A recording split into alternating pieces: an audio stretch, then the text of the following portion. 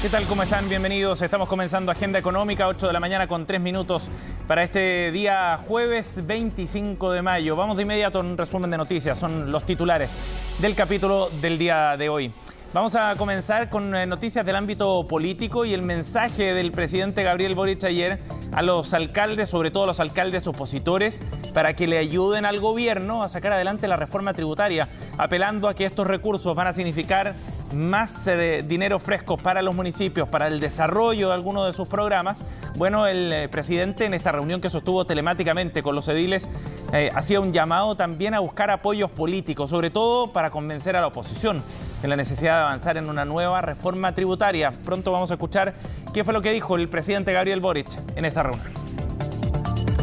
Y también vamos a profundizar en el tema que probablemente ha sido el más relevante esta semana en materia económica a nivel local y tiene que ver con la aplicación de esta herramienta del Banco Central de un mayor requerimiento de capital por parte de la banca en nuestro país.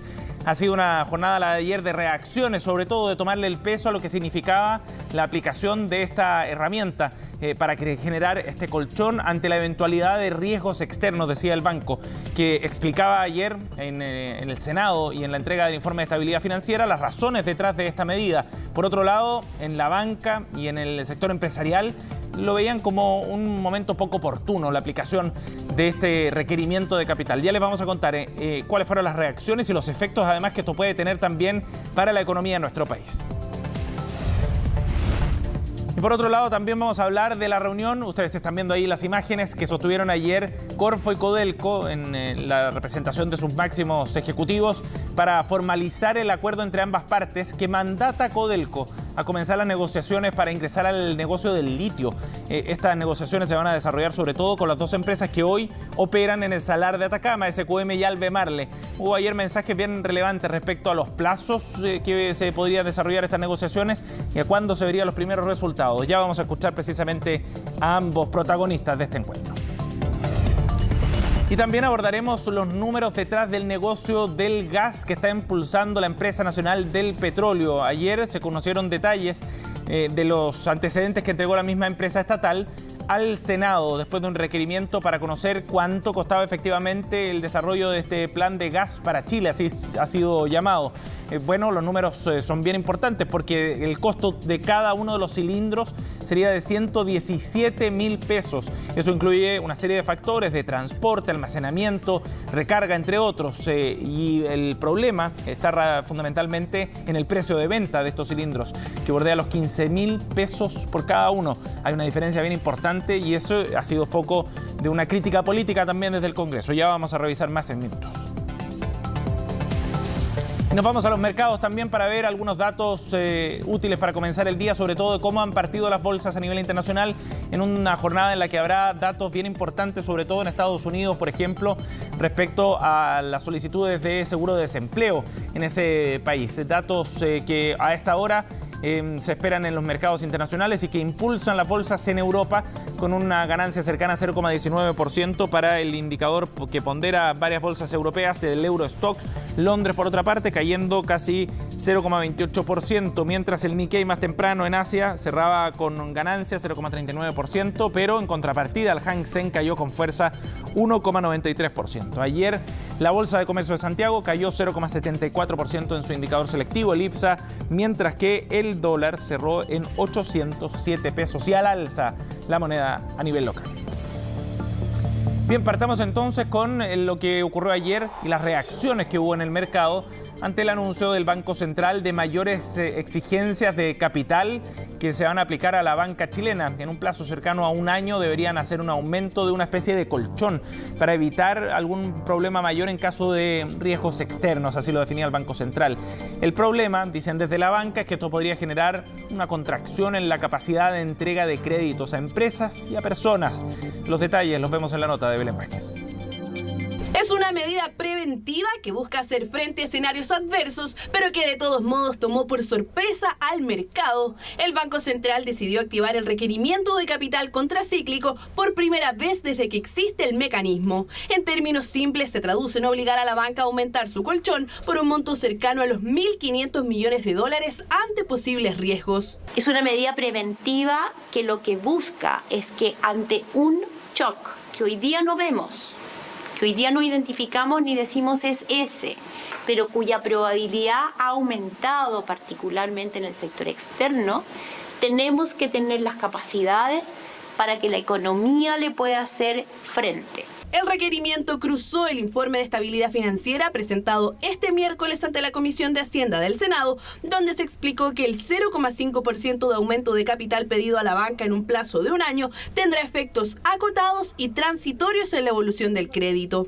Si bien en un inicio será algo más restrictivo, el Central estima que al cabo de 2 años de aplicado el requerimiento habrá reducido poco más de medio punto porcentual el crecimiento anual del crédito, ubicándose en la parte baja de las proyecciones. De alguna forma viene a aumentar esa condición de restricción de las condiciones de crédito, pero efectivamente en un escenario de riesgo negativo, que es a lo que apunta esta medida en el futuro, lo que podríamos ver es que el crédito, ¿verdad?, en lugar de acentuar la caída de la actividad económica, ¿verdad?, la atenúe. El ente emisor explicó que la banca chilena tiene holguras elevadas y un nivel de capitalización adecuado, incluso sometidas a ejercicios de estrés, por lo que hay quienes expresan preocupación por la nueva exigencia del Central.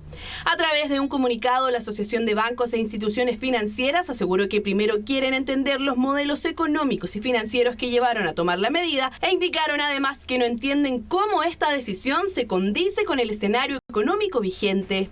Según estimaciones realizadas por Bantrust, los bancos que más deberán aportar serán Banco de Chile con 224 millones de dólares, Santander con 237, BCI con 300 e Itaú con 165 millones. Se ha ido configurando un escenario, y además en un escenario de inflación alta y persistente que ha obligado a los bancos centrales a mantener tasas altas por más tiempo. Y en ese contexto, ¿verdad?, es que se introduce esta medida de carácter precautorio. No hay que mirarlo con preocupación. En lo medular, los dos mensajes de este informe fueron primero que las condiciones financieras internacionales están deterioradas y segundo que urge recomponer la holgura que tenía el sistema. Esto último ha estado afectado principalmente por la caída en el ahorro de los hogares, que en 2022 fue de 0,7% del PIB. Asimismo, su situación financiera se ha visto empeorada por la mayor exposición a las tasas de interés, dado el aumento de uso en las tarjetas de créditos. Esto ha dado paso a un aumento más pronunciado de su impago, el que se ha concentrado precisamente en deudas rotativas. Los hogares de mayores ingresos mantienen más liquidez y han aumentado su deuda hipotecaria mayoritariamente. Los riesgos internacionales persisten y si bien el Central prevé que las posibilidades de que un choque externo impacte al país son bajas, de hacerlo podría ser significativo. Ejemplos en el plano externo hay y por lo mismo dicen el momento para cuidarse es ahora. En un contexto a lo mejor internacional que está generando más ruido, obviamente el sistema bancario, hubo algunas quiebras, digamos, a nivel internacional y eso genera un poco de miedo de que se pueda replicar aquí en el caso de Chile, pero estamos en una situación distinta en el plano local y lo que se está tomando ahora es una medida preventiva. Tras el anuncio del Banco Central, el IPSA cerró con una caída de 0,74% y en particular el desempeño prácticamente de todas las instituciones financieras que transan en la bolsa fue negativo. Bueno, vamos a profundizar precisamente en este tema, entender las razones detrás del Banco Central, los efectos que esta medida puede tener. Para eso nos acompaña aquí en el estudio Natalia Aranguis, socia y gerente de estudios de Aurea Group. Gracias por estar con nosotros. ¿Cómo estás, Sebastián? Natalia, bueno, esto fue una sorpresa, lo veíamos en la nota, ¿no? Sorprendió al mercado la decisión del Banco Central. ¿Qué crees tú que está detrás de la medida del Banco Central? ¿Las explicaciones que han dado hasta ahora justifican una medida de este tipo? Mira, las explicaciones que se dieron en el comunicado explicarían un aumento del buffer en mayo del año pasado. Ajá. Porque ahí estábamos justo a 4 meses del comienzo de la guerra en Europa, con los precios subiendo. Entonces hubiese sido un muy buen argumento para mayo del 2022. Hoy en día conversa poco con el momento en que está la política monetaria. Porque resulta que el buffer contracíclico, esta herramienta macroprudencial que se incorporó durante la modernización de la Ley General de Banco, es una herramienta que tiene el Banco Central para poder tener como una palanca para acelerar o desacelerar la oferta de crédito. Perfecto. Así se pensó hace 3 años atrás. Hoy en día en los nuevos documentos del Banco Central hablan también sobre que es una herramienta que puede hacer más resiliente el sector bancario. Sin embargo, es una herramienta joven y tiene poca data. Entonces todavía no sabemos bien los impactos que puede tener o no esta herramienta. Entonces, si tú activas el buffer en 0,5% de los activos ponderados por riesgo de los bancos. Claro. Entonces dices, ok, guarden 1.500 millones de dólares, que dicen más o menos las cifras. Para todo el sistema. Para todo el sistema. Lo que estás diciendo es sacando, o sea, como desacelerando la oferta de crédito que ya está muy desacelerada. Sí. O sea, en la práctica, al aplicar esta palanca, lo que se está haciendo es otro frenazo. Es otro frenazo. Claro, en el sistema entero. Cuando lo que está tratando de hacer el banco, o lo que se espera es que haga pronto, es que se reactive precisamente esa provisión de crédito, ¿no? O esa entrega de crédito. Exacto, esperamos se espera un recorte de la tasa para julio. Exacto, esperamos para fines de julio. Entonces, no conversa esto, que es restringir, digamos, la oferta de crédito por un lado y comenzar la baja de la tasa política monetaria por otro, fines de julio, que es lo que espera el mercado, no necesariamente lo que se va a hacer. En ese sentido, entonces, Natalia, ¿tú consideras que es un mensaje contradictorio? Más que contradictorio, diría que cuesta entender las razones y eso hace que el mercado lea que no está conversando la política monetaria con la política financiera. El banco, para justificar esta decisión, dice que hay riesgos externos, eventuales riesgos externos, y que hay que estar preparado para eso. ¿Existen esos riesgos hoy día? ¿Ustedes lo ven en el mercado? O sea, el mayor riesgo es que no se llegue a acuerdo en el techo de la deuda de Estados Unidos, pero si eso no pasa, realmente es como el hecatombe mundial. Claro, no serviría mucho tampoco esta medida, quizás. Yo creo, claro, y sobre todo estar encima, porque si no, esta medida tienen que enterar los recursos de aquí a un año, entonces no sería una medida de resiliencia para esta coyuntura. Pero aparte del problema de la deuda, no vemos más allá, porque, por ejemplo, el problema bancario que hubo en Estados Unidos fueron 4 o 6 bancos chiquititos ligados a las startups que no eran sistémicos, claro. Eran federados, entonces no era un riesgo, digamos, como para el sistema financiero en su conjunto, menos para el sistema financiero mundial. Bueno, y eso desde el punto de vista comunicacional también es otro ruido, ¿no? Porque al final al mercado pareciera no calzarle esa advertencia que está haciendo el Banco Central de un eventual riesgo externo, un shock externo. Sí, es verdad. Comunicacionalmente no se entiende. El mensaje no se entiende. Por ejemplo, ¿qué hubiese sido entendible? Es que hubiese dicho, ¿sabes qué? Nosotros creemos que el nivel neutral del colchón es 0,5 o 1% como en otras jurisdicciones, donde tú, cuando necesitas lanzar dinero a la calle, ayudar como potenciar a la banca, tú bajas el buffer y si necesitas contraerlo porque hay una sobreoferta o hay un sobreendeudamiento en la economía, lo subes. Claro. Entonces tú dices, ok, mi nivel neutral es 0,5, por eso lo voy a poner 0,5. Pero esa no fue la explicación. No. Entonces eso es lo que le cuesta un poco entender al mercado. Ahora, desde el gobierno, el ministro Marcel decía, la banca tiene espacio todavía, en todo caso, tiene holgura para poder llevar adelante este requerimiento. Y también lo ha dicho el Banco Central, que hay holgura y hay un plazo definido también que es bien importante como para que la banca pueda adaptarse. ¿Qué te parecen esos argumentos para justificar esta medida? Es que la banca tenga los recursos es un poco complicada esa justificación. ¿Por qué? Toda vez que la banca, pueden ser utilidades que para los accionistas, que todos los chilenos a través de las AFP somos accionistas de la banca. Y además de que la banca que tenga este nivel de lo saludable que es y la solvencia que tiene, los estrés test de la banca salen muy bien en el IEF que salió ayer también. Sí. Eso habla de que tenemos una muy buena regulación, una muy buena supervisión de la banca, pero eso no significa de que la banca quiera por eso guardar un colchón de un 0,5%, claro, de los activos ponderados. Bueno, de hecho la banca decía que habían hecho provisiones adecuadas también, ¿no? De que el nivel de provisiones que tiene hoy día es de una banca saludable. Es muy saludable, muy solvente. Bueno, y la modernización de la Ley General de Bancos que se hizo hace 3, 4 años atrás, ha ayudado bastante a eso también. Sí. Ahora, veamos los efectos que esto puede tener, Natalia. ¿Qué efecto va a generar desde el punto de vista de la economía los requerimientos de capital que se han hecho? Mira, el efecto como en un número es muy difícil de ver porque es una herramienta nueva, porque no tiene mucha data, tampoco en otras jurisdicciones, no hay amplia data en las otras jurisdicciones. Sin embargo, lo que se esperaría sería una piedra en el zapato al dinamismo de la economía, que nosotros esperábamos que empezara como ya a tener buenos brotes verdes a fines de este año, y esto puede ser una piedra en el zapato para la oferta de crédito y por lo tanto para el dinamismo de las empresas, porque es como un castigo que se le da a todos los activos ponderados por riesgo. Claro. Por lo tanto, no solamente lo vas a ver con un efecto, digamos, en el crédito consumo, sino que hipotecario, empresas, pyme, inmobiliario. O sea, ¿para la banca va a ser más difícil entregar créditos hoy día? a partir de este requerimiento? Más costoso. Claro, porque te vas a tener que guardar más dinero de lo que guardaba ya. Ajá. Ahora, no para todos los bancos sería igual, ¿no? Depende de su cartera, por ejemplo, Depende de su cartera, además que los requerimientos de capital son distintos dependiendo de cuál es la importancia sistémica del banco. Ajá. Entonces, algunos tienen mayores requerimientos de capital que otros que son más pequeños, y otros tienen como políticas internas tener de repente mayores provisiones, por ejemplo, que otros. Claro. Esos son temas internos. Lo que hace el regulador y el fiscalizador es poner un mínimo que sea saludable para todos. Claro. De ahí para arriba depende de cada banco. Ajá. Natalia, ¿y esto podría impactar eventualmente la capacidad de crecimiento o la estimación de crecimiento para fin de año, o es un asunto más acotado?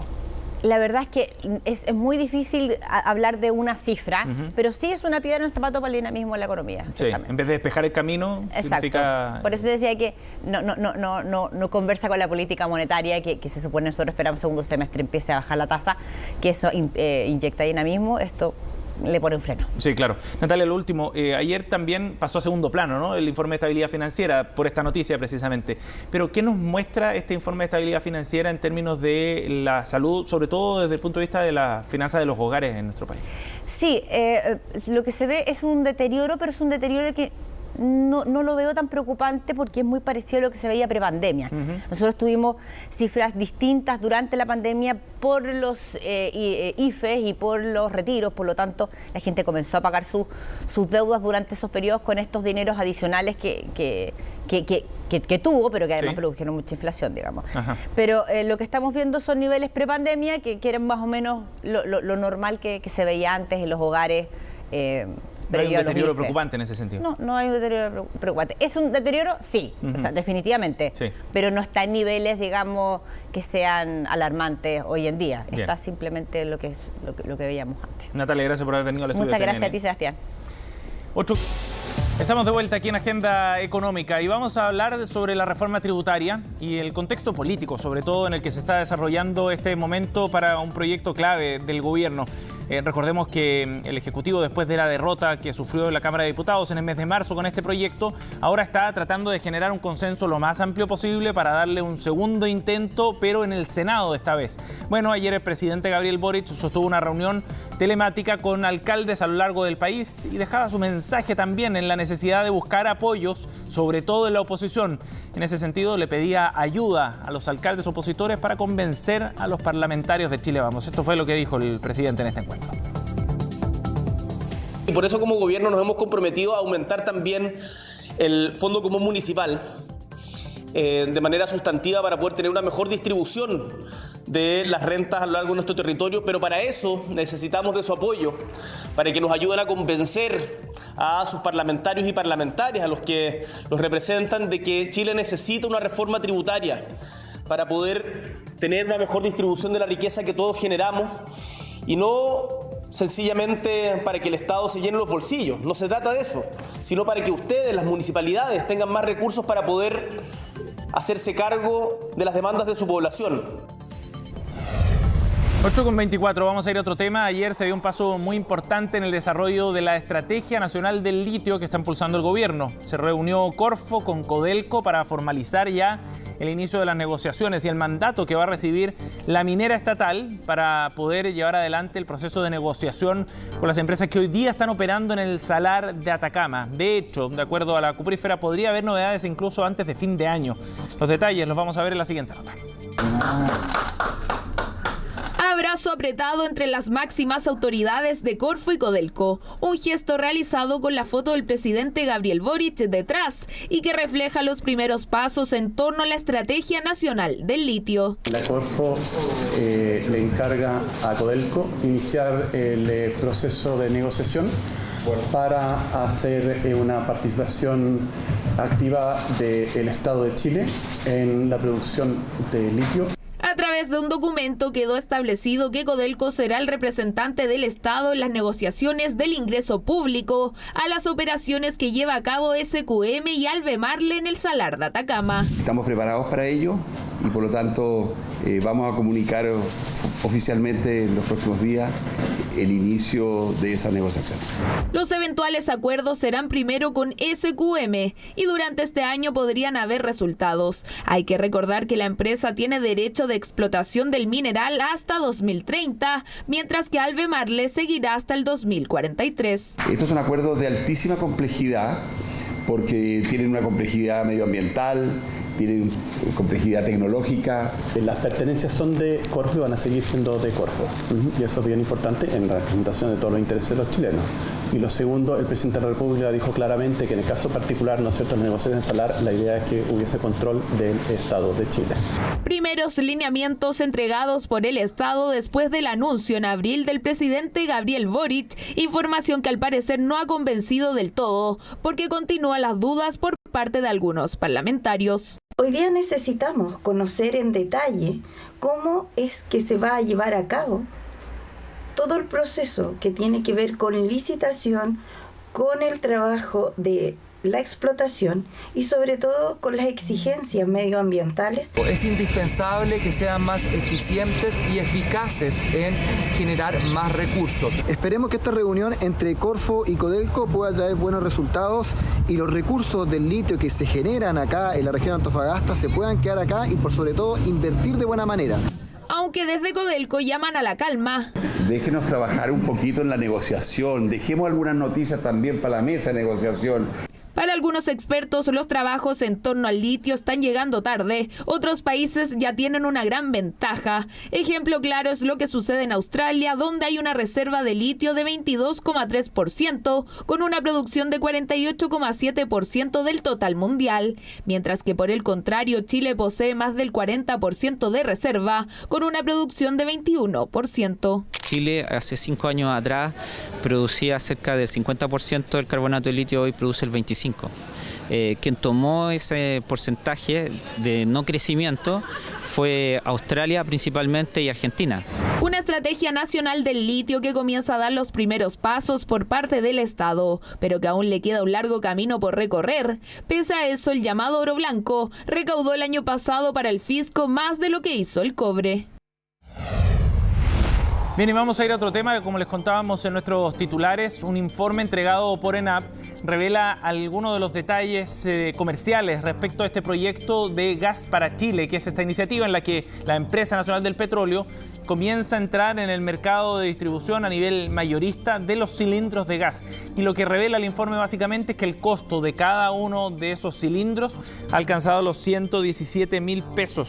Es parte de los antecedentes que ha puesto sobre la mesa ENAP en el inicio de este plan piloto para entrar al mercado del gas licuado. Este es un documento que fue requerido por la Cámara de Diputados, es un documento oficial en ese sentido, y ahí detalla la estatal que el programa implementado del año 2022 superó los 591 millones de pesos. El problema con estas cifras fundamentalmente tiene que ver con el costo más bien el valor de venta a los consumidores finales de estos cilindros, que bordearía los 15.000 pesos, cerca de un 30% menos de lo que se comercializa actualmente este tipo de productos. El balón de 15 kilos nos referimos. El objetivo del gobierno es generar mayor competencia y llegar sobre todo a segmentos con menores precios en un mercado que, recordemos, ha sido cuestionado por la Fiscalía Nacional Económica por falta de intensidad competitiva en un informe de fines del 2021.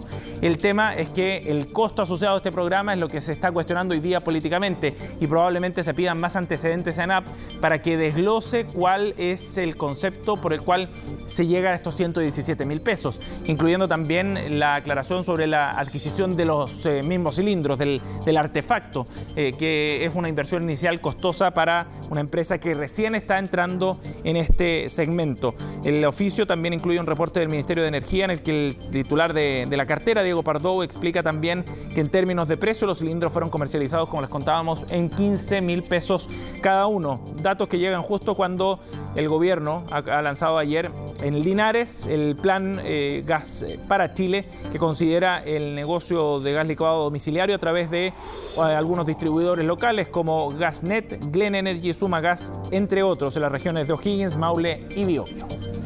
8:30, cerramos Agenda Económica. Gracias por acompañarnos. Pronto estamos en Noticias Express con Frecia Soltov.